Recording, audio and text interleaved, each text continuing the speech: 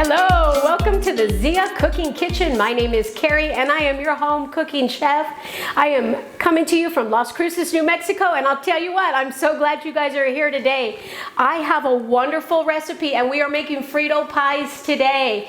If you are from New Mexico, you've heard about Frito pies. You've probably got them at concession stands, you've seen them at fundraisers, and I'm going to talk a little bit about how we make them Carrie style in the Zia Cooking Kitchen. Thank you for coming around again and joining me. Make sure you click subscribe if you haven't already. I love all the feedback I've been getting, and I want to say thank you from the bottom of my heart for following Carrie at the Zia Cooking Kitchen. Let's get started. We are going to be using a mashup of a bunch of different recipes I've shared with you. So for those of you who have just started following, you may want to backtrack just a little bit and go down and see about my red chili that we made from powder and my delicious crock pot beans, because we're going to be using both of those recipes with all of these wonderful creations to make the Frito pie. Now let's talk a little bit about Frito pie, because people that don't live in New Mexico, they imagine it's like a pie, and I'll tell you it's nothing like a pie. It's a beautiful savory dish. Now the way that I make it, and I'm going to talk about this, I love to make what I call bars. I have taco bars, hamburger bars, baked potato bars, build your own mashed potato bars. Anytime I can put a bar out in my family, in my kitchen, I'm going to do it. And so I like to set up my Frito pies in a build your own style. Now sometimes we refer to these as walking tacos, and you'll see that the mini little Frito bags are opened up. The chili's dumped right inside with all of the toppings on it. And that became very popular at the 5 and Dime at Woolworths in Santa Fe.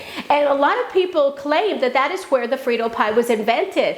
And then I heard another wild story about it coming from Texas. So I'm not going to arm wrestle anybody today. I'm going to tell you what, we're doing it Carrie style in the Zia Cooking Kitchen.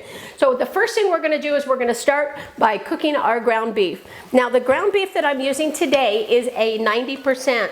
And the reason that I'm using more of a lean one is because I'm going to be adding all these delicious chili and beans to the mix, and I don't really want it to be grease soaked. We're going to be dumping a bunch of cheese on it, and then we've got the crispy chips, so there's going to be enough going on. I promise you it will not taste dry or stale at all.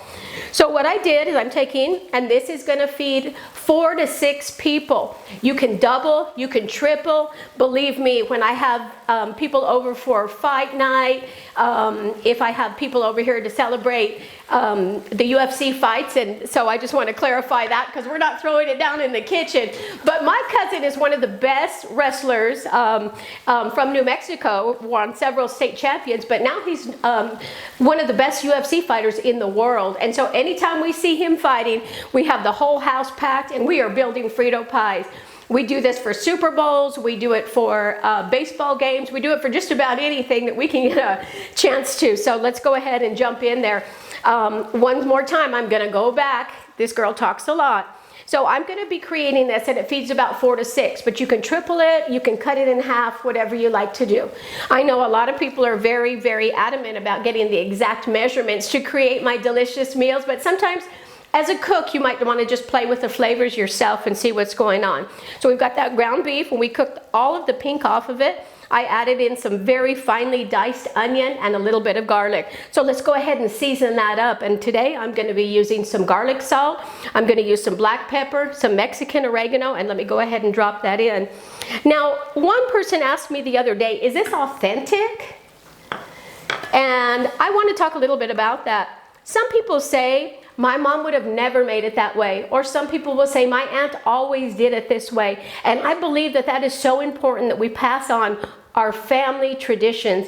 Authenticity to me is a sign of respect and love. So I don't take it as an insult at all. If I use spices that you don't like, it's okay. I'm sure that there's things in your kitchen that I might not be a big fan of either. But we need to be kind, we need to share our recipes, and we need to have fun when we're in the Zia Cooking Kitchen. We've got this meat cooked and it looks delicious. So now at this point, now that all the pink's cooked off and I have it nice and ready to go for the next step, and that is where we're gonna add in our pinto beans. And to the 1 pound, I'm gonna be adding these in now. And I have this on a medium heat, and I'm using a heavy bottom mini Dutch oven to make this in, because I'm gonna be putting this together and we're gonna enjoy this through the day. So as that's going, we have our pinto beans, our ground beef, and I'm going to add in what we use traditionally when we're creating these in the Zia Cooking Kitchen, and that is my red chili. This red chili was whipped up from a previous recipe that I just shared with you using powder. And this is a delicious, affordable way to get that red chili flair in your life, very affordable. If you don't have the red chili powder, you can use frozen chili. I know some people in a pinch will use a canned chili, and that's fine too. Use what you have, use what your budget lets you, and make yourself feel good about making something for your family in the kitchen. We are all pressed in a lot of different ways. The world is changing, it's growing, prices are up and down. So it's important that we really don't judge each other or point fingers at each other for the types of brands that we're using or the things that we do, because cooking comes from your heart, and as long as you're happy and your family's happy, that's really all that is about authentic New Mexico cooking. So let's go ahead and add in that chili now.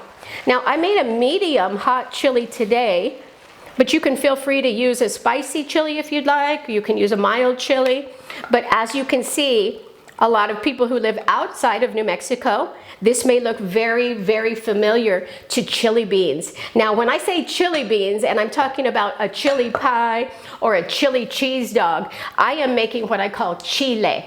Chile with the E on the end. Chili is hot and spicy. Now, a chili dog might have a little bit of a different kick in other parts of the United States, but you could also dump this on your hot dog and make a chili dog that way, New Mexico style. And there's a lot of places that are famous for doing that. So as we have that all together, it is so beautiful. It took a little bit of work, and I made it look easy because I had this already prepared. But that is all, whew, flying spoons.